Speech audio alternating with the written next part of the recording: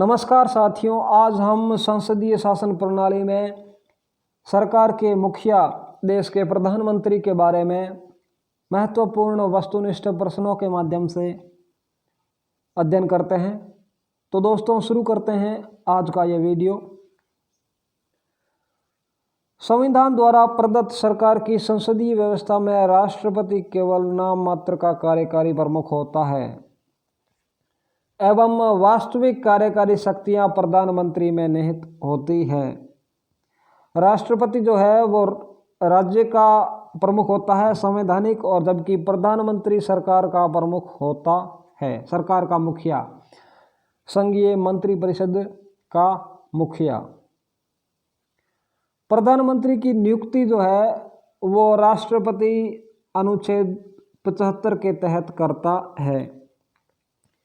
संसदीय व्यवस्था के अनुसार राष्ट्रपति लोकसभा में बहुमत प्राप्त दल के नेता को प्रधानमंत्री नियुक्त करता है। अगर लोकसभा में किसी भी दल को स्पष्ट बहुमत प्राप्त नहीं है तो इस स्थिति में राष्ट्रपति प्रधानमंत्री की नियुक्ति में अपनी वैयक्तिक विवेक स्वतंत्रता का प्रयोग कर सकता है। राष्ट्रपति जो है वो सामान्यतः सबसे बड़े दल, यानी कि जैसे लोकसभा में सर्वाधिक सीटें प्राप्त हो, या वो गठबंधन जैसे लोकसभा में सर्वाधिक सीटें प्राप्त हो, उसके नेता को प्रधानमंत्री नियुक्त किया जाता है और उससे जो है 1 महीने के भीतर सदन में विश्वास मत हासिल करने के लिए कहा जाता है राष्ट्रपति के द्वारा। जब प्रधानमंत्री की अचानक मृत्यु हो जाए और उसका कोई स्पष्ट उत्तराधिकारी ना हो तो राष्ट्रपति जो है प्रधानमंत्री के नियुक्ति के लिए अपना व्यक्तिगत निर्णय लेता है। एक व्यक्ति जो किसी भी सदन का सदस्य ना हो वो 6 माह के लिए प्रधानमंत्री नियुक्त किया जा सकता है। अगर इस समयावधि में वह संसद के किसी भी सदन का सदस्य नहीं बनता है तो वो प्रधानमंत्री के पद पर नहीं रह सकता। भारतीय संविधान के अनुसार प्रधानमंत्री संसद के दोनों सदनों, लोकसभा जैसे कि निम्न सदन कहा जाता है और राज्यसभा जैसे कि उच्च सदन कहा जाता है, उनमें से किसी का भी सदस्य हो सकता है। दूसरी ओर जो ये संसदीय शासन प्रणाली की शुरुआत है वो ब्रिटेन में हुई थी। वहाँ का जो प्रधानमंत्री होता है उसे निम्न सदन, हाउस ऑफ कॉमन्स का सदस्य होना अनिवार्य है। प्रधानमंत्री को पद एवं गोपनीयता की शपथ राष्ट्रपति के द्वारा दिलवाई जाती है। प्रधानमंत्री का कार्यकाल निश्चित नहीं है, वह राष्ट्रपति के प्रसाद पर्यंत अपने पद पर बना रहता है। हालांकि इसका अर्थ ये नहीं है कि राष्ट्रपति किसी भी समय प्रधानमंत्री को उसके पद से हटा सकता है। प्रधानमंत्री को जब तक लोकसभा में बहुमत हासिल है तो राष्ट्रपति उसे पद से नहीं हटा सकता। लोकसभा में विश्वास मत खो देने पर प्रधानमंत्री को अपने पद से त्यागपत्र देना होगा। अगर प्रधानमंत्री त्यागपत्र नहीं देते हैं तो उस परिस्थिति में राष्ट्रपति उसे बर्खास्त अर्थात पद से हटा सकते हैं। प्रधानमंत्री की शक्तियां। प्रधानमंत्री की शक्तियों में अनुच्छेद 74 के तहत मंत्रिपरिषद का राष्ट्रपति को सहयोग या परामर्श देना। मंत्रिपरिषद का मुखिया जो है वो प्रधानमंत्री होता है। अनुच्छेद 75 के तहत मंत्रियों से संबंधित अन्य प्रावधानों में यह है कि प्रधानमंत्री की सलाह पर अन्य मंत्रियों की नियुक्ति जो है वो राष्ट्रपति के द्वारा की जाएगी। मंत्री जो है वो राष्ट्रपति के प्रसाद पर्यंत अपने पद पर बने रहेंगे और मंत्रिपरिषद पूरी जो है वो लोकसभा के प्रति सामूहिक रूप से उत्तरदायी होगी। अनुच्छेद 77 के तहत भारत सरकार द्वारा कार्यवाही का संचालन किया जाता है और अनुच्छेद 78 के तहत प्रधानमंत्री का राष्ट्रपति को सूचनाएं प्रदान करने संबंधी कर्तव्यों का उल्लेख है। राष्ट्रपति उन्हीं व्यक्तियों को मंत्री नियुक्त कर सकता है जिनकी सिफारिश प्रधानमंत्री द्वारा की जाती है। प्रधानमंत्री मंत्रियों को विभिन्न मंत्रालय आवंटित करता है और उनमें फेरबदल भी कर सकता है। मंत्री किसी मंत्री को त्यागपत्र देने अथवा राष्ट्रपति को उसे, यहाँ मंत्री का संदर्भ जो है प्रधानमंत्री से है, तो प्रधानमंत्री किसी मंत्री को त्यागपत्र देने अथवा राष्ट्रपति को उसे बर्खास्त करने की सलाह दे सकता है। प्रधानमंत्री के त्यागपत्र अथवा मृत्यु से मंत्रिपरिषद स्वयं ही विघटित हो जाती है। प्रधानमंत्री के त्यागपत्र अथवा मृत्यु से मंत्रिपरिषद का विघटन स्वतः ही हो जाता है। और अगर किसी मंत्री का जो अगर मृत्यु हो जाए या त्यागपत्र दे दे तो वहाँ जो है उस मंत्री की ही रिक्तता उत्पन्न होती है, उसे भरने के लिए प्रधानमंत्री स्वतंत्र होता है। मंत्री की मृत्यु होने से जो है मंत्रिपरिषद का विघटन नहीं होगा। प्रधानमंत्री सेनाओं का राजनीतिक प्रमुख होता है, संवैधानिक प्रमुख होता है राष्ट्रपति। प्रधानमंत्री देश की विदेश नीति को मूर्त रूप देने में महत्वपूर्ण भूमिका निभाता है। प्रधानमंत्री राष्ट्रपति को विभिन्न अधिकारियों जैसे भारत का महान्यायवादी, अटॉर्नी जनरल, भारत का नियंत्रक एवं महालेखा परीक्षक, कंप्ट्रोलर एंड ऑडिटर जनरल, संघ लोक सेवा आयोग का अध्यक्ष और उसके सदस्यों को चुनाव आयुक्तों जिसमें मुख्य चुनाव आयुक्त और अन्य चुनाव आयुक्तों की नियुक्ति, वित्त आयोग का अध्यक्ष और उसके सदस्यों की नियुक्ति और अन्य के संबंध में जो है वो राष्ट्रपति को परामर्श देता है। प्रधानमंत्री नीति आयोग, राष्ट्रीय विकास परिषद, राष्ट्रीय एकता परिषद, अंतर्राज्यीय परिषद और राष्ट्रीय जल संसाधन परिषद का अध्यक्ष होता है। प्रधानमंत्री इन सभी का जो है पदेन अध्यक्ष होता है। प्रधानमंत्री के संबंध में कहे गए कथन, पहला है कि हमारे संविधान के अंतर्गत किसी कार्यकारी की यदि अमेरिका के राष्ट्रपति से तुलना की जाए तो वह प्रधानमंत्री है, ना कि राष्ट्रपति। अगर अमेरिका के राष्ट्रपति से तुलना में जो स्थिति अमेरिका के राष्ट्रपति की है वही भारत में भारत के प्रधानमंत्री की है। ये कथन डॉक्टर भीमराव अंबेडकर का है। दूसरा है, प्रधानमंत्री सूर्य के समान है जिसके चारों ओर ग्रह परिभ्रमण करते हैं। यह कथन है जेनिंग्स का, जिसके चारों ओर ग्रह परिभ्रमण करते हैं। ये कथन है जेनिंग्स का। तीसरा कथन है कि प्रधानमंत्री तारों के बीच चंद्रमा है। ये कथन है सर विलियम वर्नर हार्टकोर्ट का।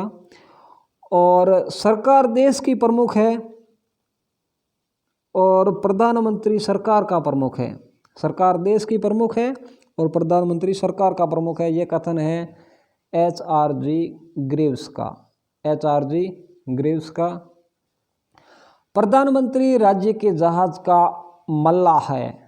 प्रधानमंत्री जो है वो राज्य के जहाज का मल्लाह है, या प्रधानमंत्री कह सकते हैं नौका, राज्य रूपी नौका का कप्तान है। ये कथन है मुनरो का। राज्य रूपी नौका का कप्तान कथन मुनरो का है, जबकि प्रधानमंत्री राज्य के जहाज का मल्लाह है। ये कथन है रैमजे म्योर का। अब वो मुख्यमंत्री जो भारत के प्रधानमंत्री बने, मोरारजी देसाई तत्कालीन बम्बई राज्य के मुख्यमंत्री बने थे 1952 से 1956। चरण सिंह उत्तर प्रदेश के मुख्यमंत्री रहे जो बाद में भारत के प्रधानमंत्री बने। वीपी सिंह उत्तर प्रदेश के मुख्यमंत्री रहे जो बाद में भारत के प्रधानमंत्री रहे। पीवी नरसिम्हा राव आंध्र प्रदेश के मुख्यमंत्री रहने के बाद भारत के प्रधानमंत्री बने। एच.डी. देवेगौड़ा कर्नाटक के मुख्यमंत्री के पश्चात जो है भारत के प्रधानमंत्री बने। और नरेंद्र मोदी गुजरात के मुख्यमंत्री रहने के बाद भारत के प्रधानमंत्री अभी वर्तमान में है। भारत के प्रधानमंत्रियों की सूची। सर्वप्रथम स्वतंत्र भारत के प्रथम प्रधानमंत्री जवाहरलाल नेहरू। ये 15 अगस्त 1947 से 27 मई 1964 तक प्रधानमंत्रियों में सबसे लंबा कार्यकाल पंडित जवाहरलाल नेहरू का है।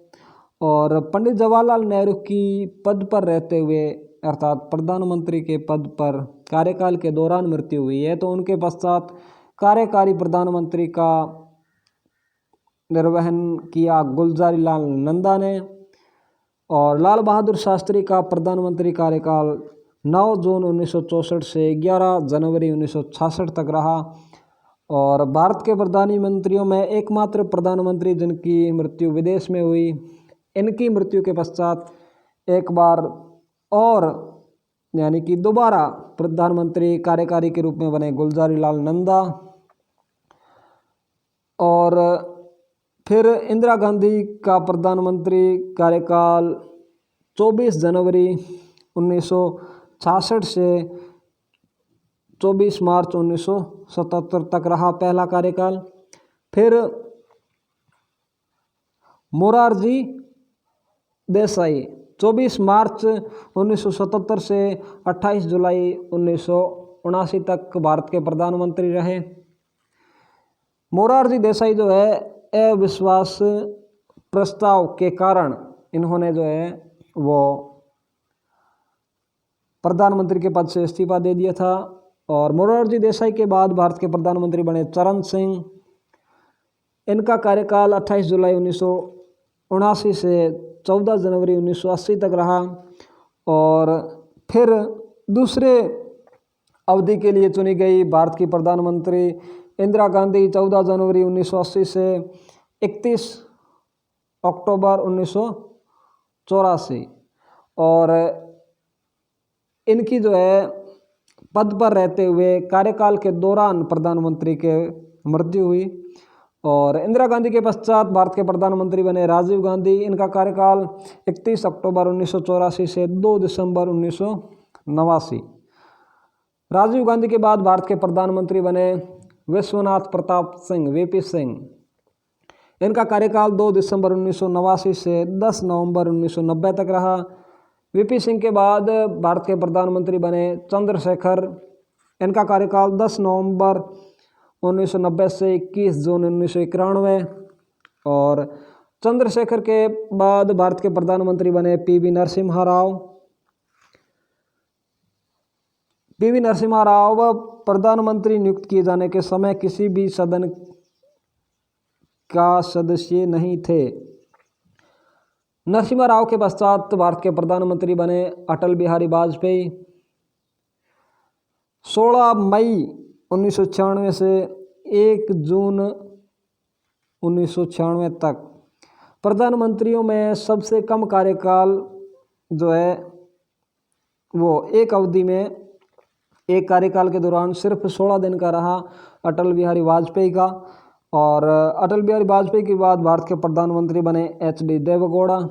प्रधानमंत्री नियुक्त किए जाने के समय एच.डी. देवेगौड़ा जो है विधानसभा के सदस्य थे।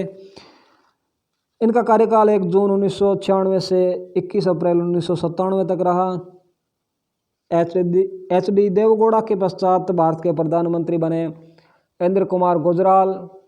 इनका कार्यकाल 21 अप्रैल 1997 से 19 मार्च 1998 तक रहा।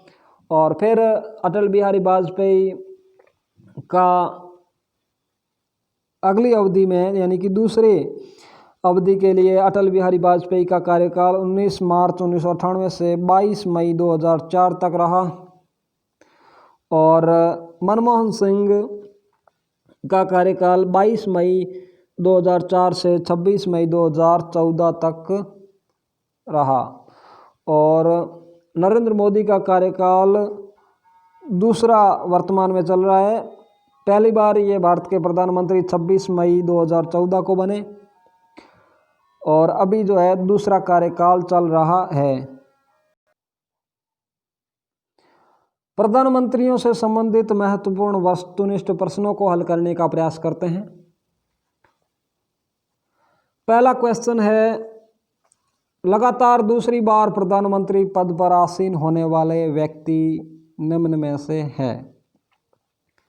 लगातार दूसरी बार प्रधानमंत्री पद पर आसीन होने वाले व्यक्तियों में पंडित जवाहरलाल नेहरू, इंदिरा गांधी, अटल बिहारी वाजपेयी, मनमोहन सिंह और नरेंद्र मोदी है। यहाँ विकल्प में जवाहरलाल नेहरू, इंदिरा गांधी, अटल बिहारी वाजपेयी और तो यहाँ इनका आंसर हो जाएगा क्वेश्चन का, लगातार दूसरी बार प्रधानमंत्री पद पर आसीन होने वाले व्यक्ति इनमें से सभी।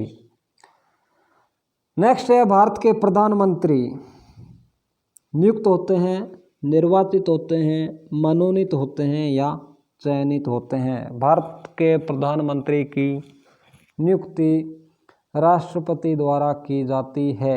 लोकसभा में बहुमत प्राप्त दल के नेता को राष्ट्रपति के द्वारा भारत का प्रधानमंत्री नियुक्त किया जाता है। नेक्स्ट है, भारत के प्रधानमंत्री का पद संविधान द्वारा गठित है। अनुच्छेद 75 के तहत कि राष्ट्रपति जो है वो प्रधानमंत्री की नियुक्ति करेगा। इस क्वेश्चन का आंसर हो जाएगा, भारत के प्रधानमंत्री का पद संविधान द्वारा गठित है। नेक्स्ट क्वेश्चन है, प्रधानमंत्री की नियुक्ति कौन करता है। प्रधानमंत्री की नियुक्ति राष्ट्रपति द्वारा की जाती है।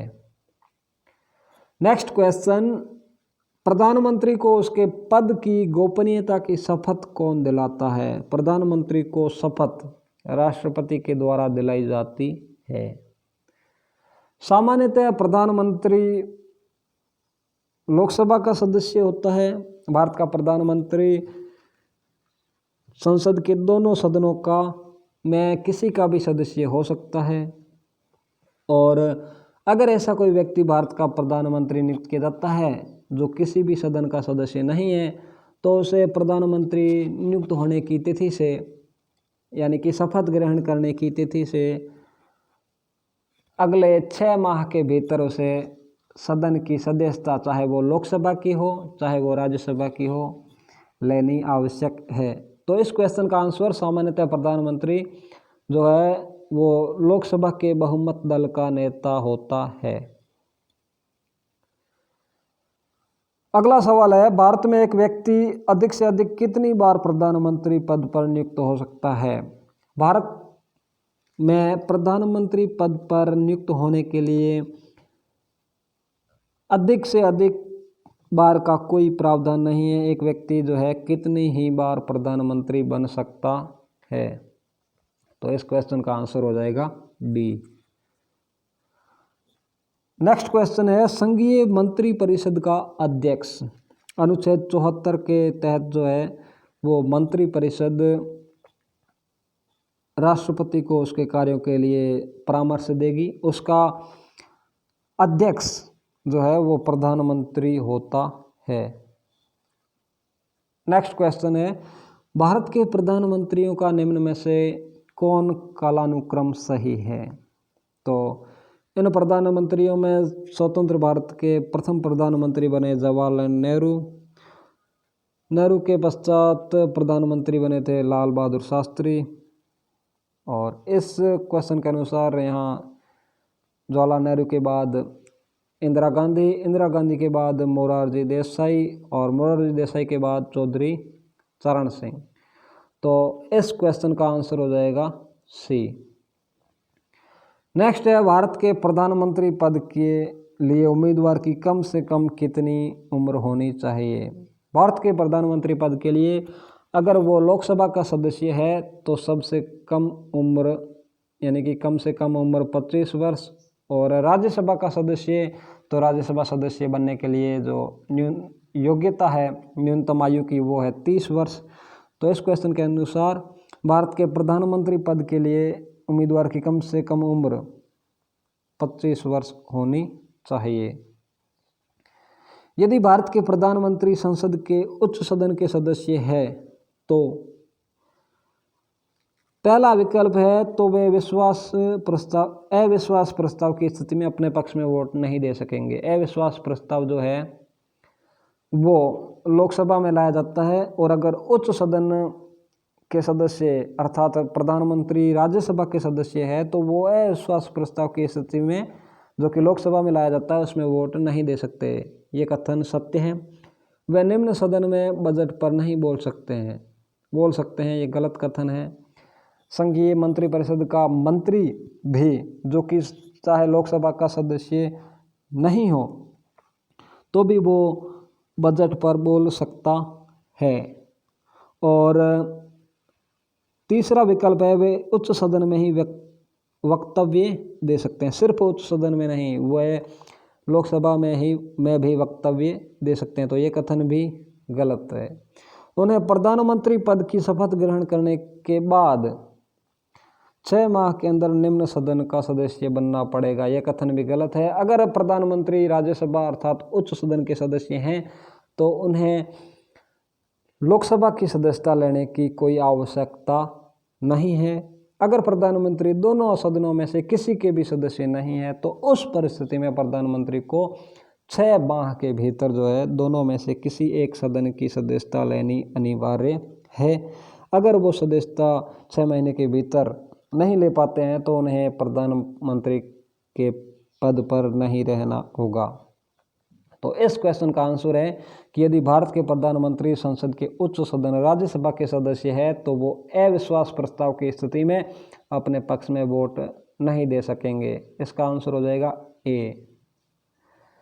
नेक्स्ट है, किस प्रधानमंत्री ने एक बार पद से हटने के पश्चात दोबारा पद संभाला था?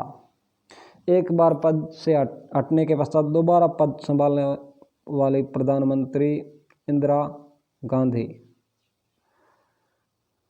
नेक्स्ट क्वेश्चन है, नियुक्ति के समय निम्न में से कौन प्रधानमंत्री संसद के किसी भी सदन का सदस्य नहीं था?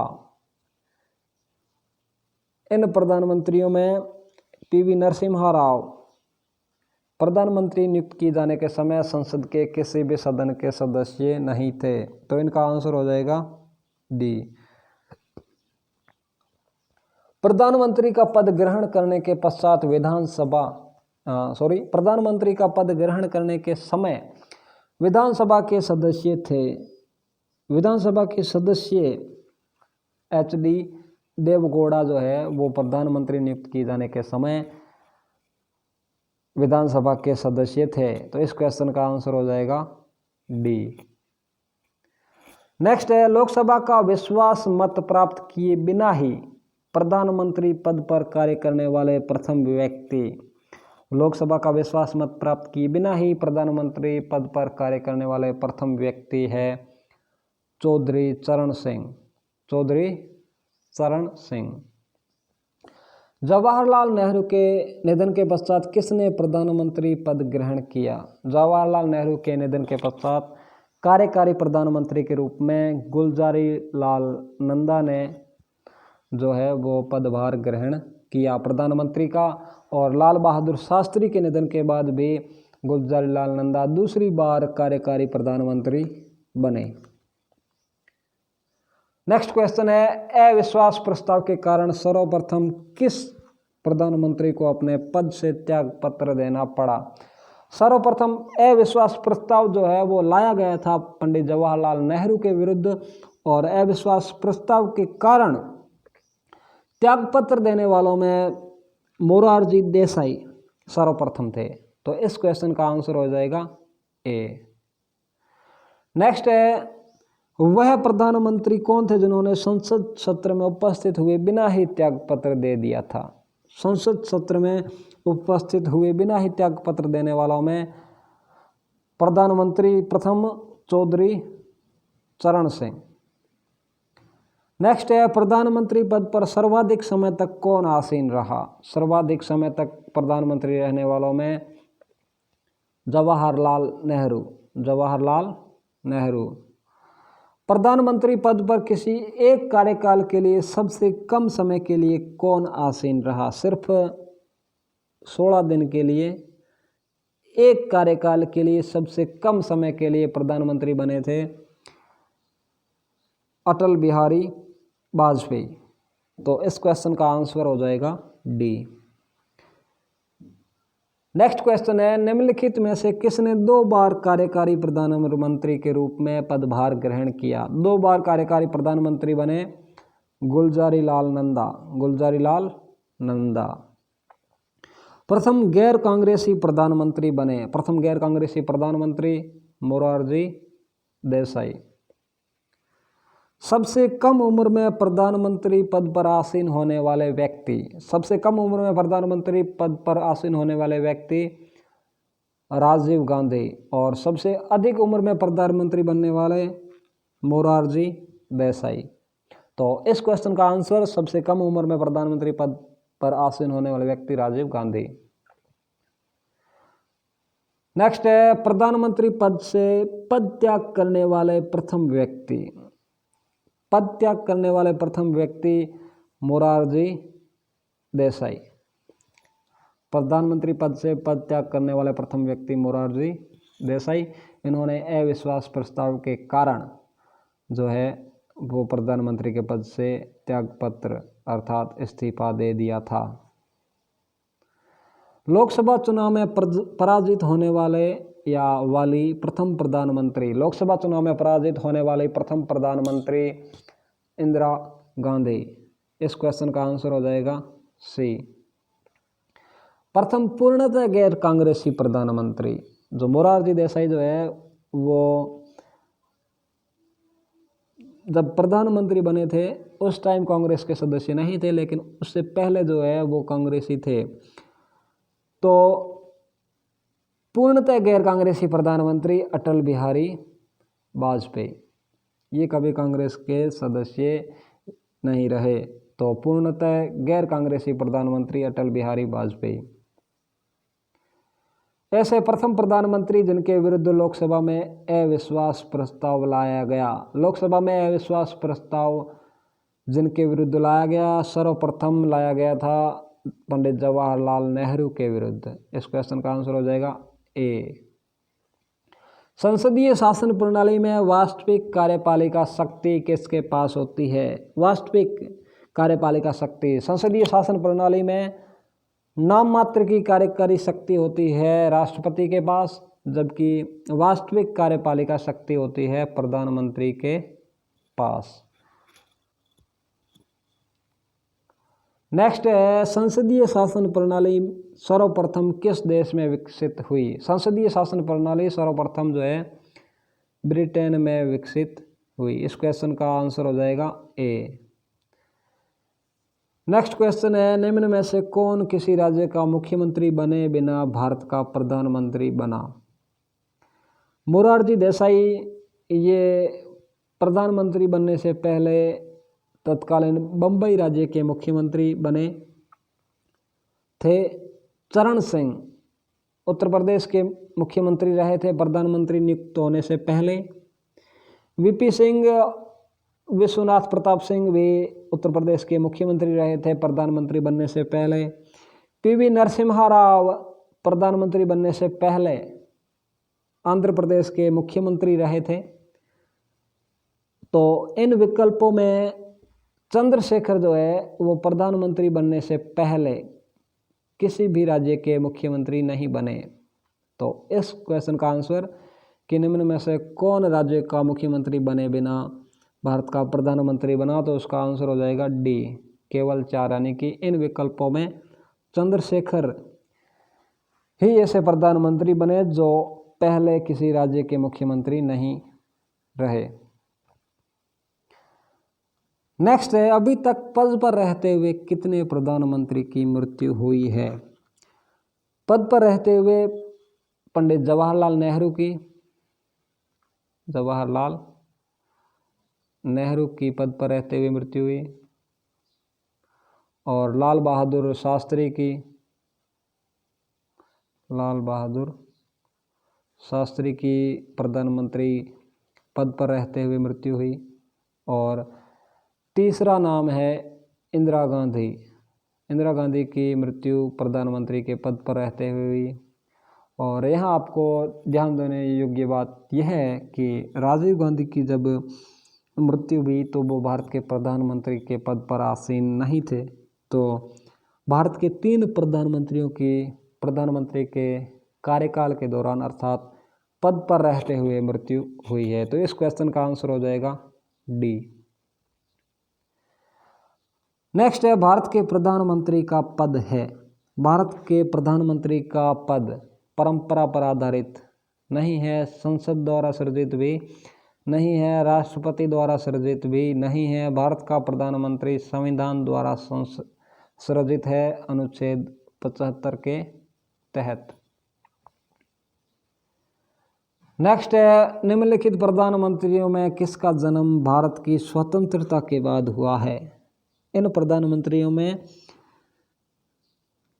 राजीव गांधी का जन्म भारत की स्वतंत्रता के पहले हुआ है और नरेंद्र मोदी का जन्म भारत की स्वतंत्रता के पश्चात हुआ है। तो इस क्वेश्चन का आंसर हो जाएगा नरेंद्र मोदी। मनमोहन सिंह का जन्म भारत की स्वतंत्रता से पहले और आई.के. गुजराल, इंद्र कुमार गुजराल का भी जन्म भारत की स्वतंत्रता से पहले। तो इस क्वेश्चन के अनुसार नरेंद्र मोदी का जन्म भारत की स्वतंत्रता के बाद हुआ है, जो कि भारत के प्रधानमंत्री अभी वर्तमान में है।